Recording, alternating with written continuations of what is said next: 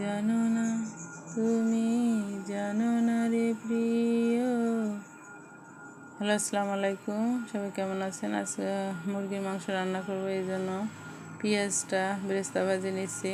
বেরেস্তা ভাজি দেওয়ার পর সব ধরনের মশলা দিয়ে দিলাম।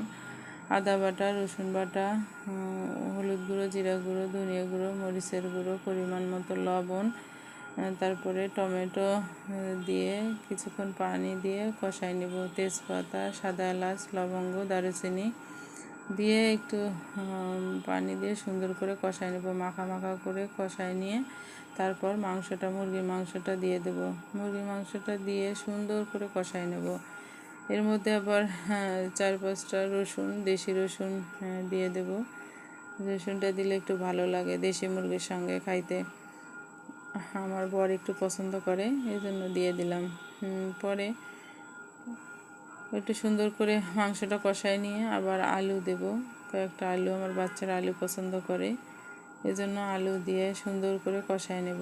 আবার কিছুক্ষণ কষানোর পর যখন একটু কষানো হয়ে যাবে, তারপর পরিমাণ মতো পানি দিয়ে বসাই দেব।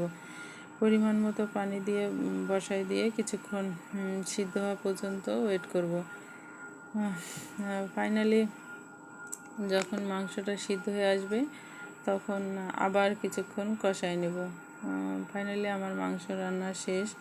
পরে মাংসটা আবার কষাই নেব, সুন্দর করে কষাই নিয়ে নামাই নেব। রান্না শেষ। যদি ভালো লাগে লাইক, কমেন্ট, শেয়ার করবেন, আমাদের জন্য দোয়া করবেন। আল্লাহ হাফেজ, আসসালামু আলাইকুম।